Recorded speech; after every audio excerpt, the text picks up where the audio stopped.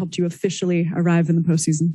It was amazing. What a performance. I think we lost the first few minutes of the fourth quarter 12-2 and took a timeout. And, we felt like we had enough time, but we didn't have much momentum. And I was just amazed by the skill of Klay and Jordan, the emotion and passion from Draymond, and then the methodical defense and energy from Andrew and Otto. And that group down the stretch was great. Gary as well. So unbelievable performance down the stretch from our guys. I don't know what else to say. You obviously needed a ton of threes in that fourth to climb back. How much of a specific strategy was it really to not necessarily go at Gobert, but he was in drop coverage, and it felt like you guys got a ton of threes just kind of walking into it when he was backed up? Yeah, we executed a lot better in the second half. I thought there was more urgency to our cuts and our DHOs and the speed of our ball screens. I thought it was all much better in the second half. But, sometimes you watch the tape and you go, the ball just went in, too. But I did feel like we kind of broke the dam there at one point, and that gave us a lot of energy, and we got rolling. From Klay's perspective, he was tonight, but it looked different from your eyes. What was the difference between the Klay we saw tonight and the one we've seen when he's scuffling a bit?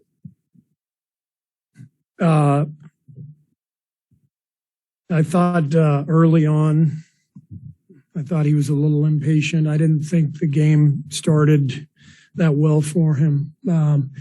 But I thought he got into a groove with a few of his mid-range shots and found a little rhythm in both halves. And then, we've seen it a million times. If Klay just sees the ball go through the hoop a couple of times, he can make the bad ones too. So I didn't think this was like a dramatic improvement in terms of shot selection. But I think the fact that mid-range shot was there, with Gobert down in a drop, allowed Klay to get to the foul line area, pull up for a few mid-rangers. He probably made 4 or 5, I'm guessing, during the game.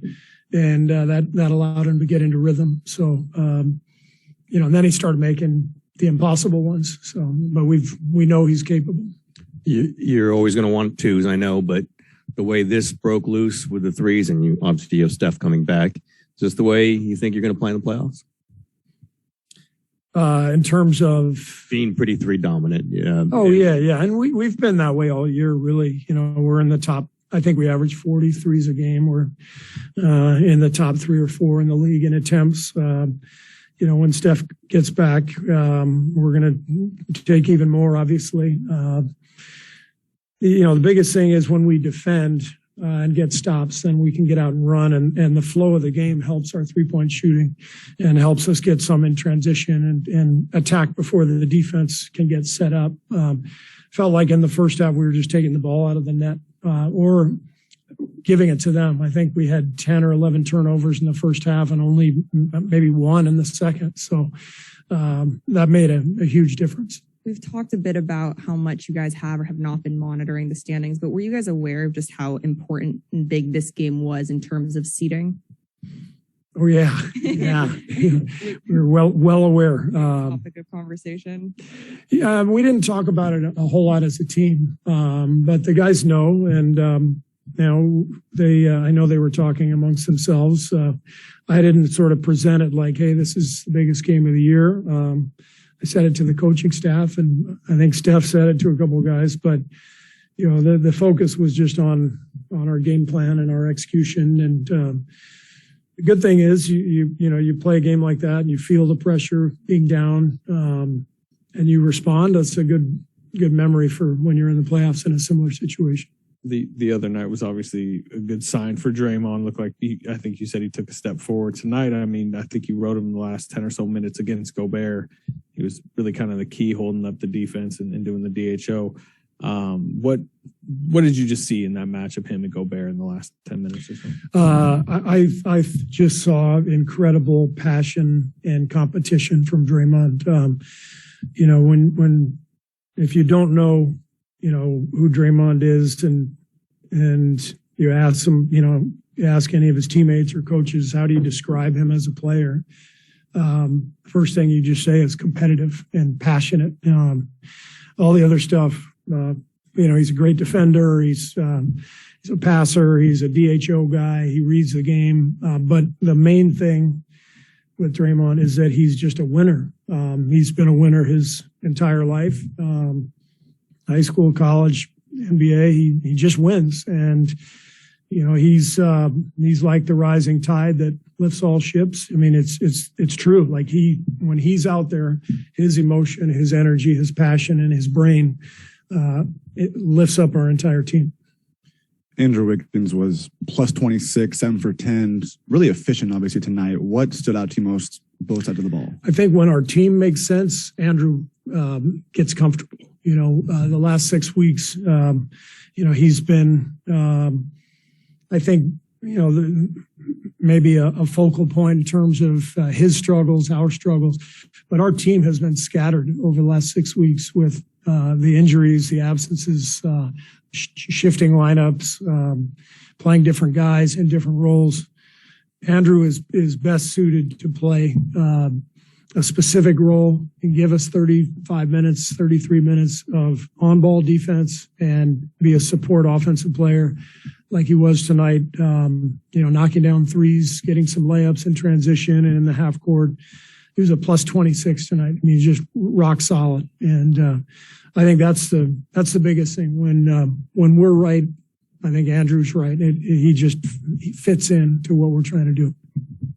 Klay and Jordan had a big hug after this game. What do you think about the chemistry they're finding together and even their happiness in each other's performances?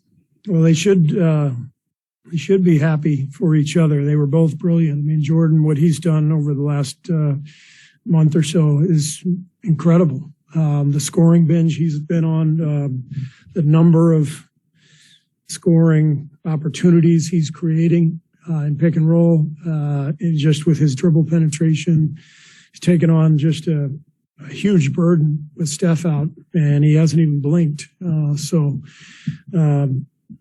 Jordan's quite a story, and we all know what Klay has been through and the frustration since he's been back. He wants it so badly, and Raymond pointed out he's had 4 games with 33 or more points, so it's not like he hasn't produced.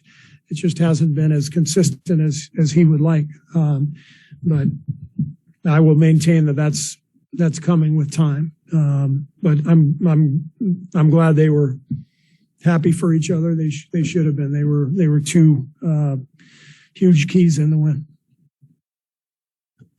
Steve, when obviously if Klay is struggling, that gets a lot of attention. But in your mind, when he's out there, what does that do for the offense and for the defense, knowing that any moment he could do this, even if it hasn't been for 4 or 5 games? How much of that is a factor in how the defense reacts?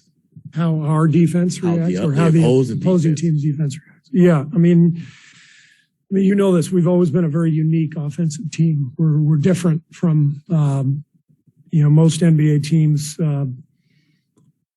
just in terms of the on and off ball combination. And without Steph, Jordan has taken on that on ball role, but Klay's off ball movement and hidden hand back stuff, his ability to shoot in transition, it terrifies defenses, and it just he requires a lot of attention, and he opens up the floor for others.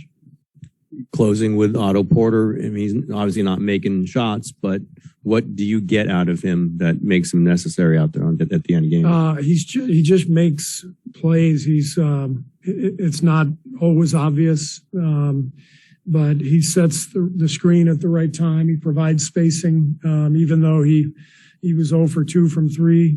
He was beyond the 3-point line. They have to honor that. It opens up the floor. He's a great rebounder. He's really smart in terms of reading where the ball is going or finding the guy who's got to box out.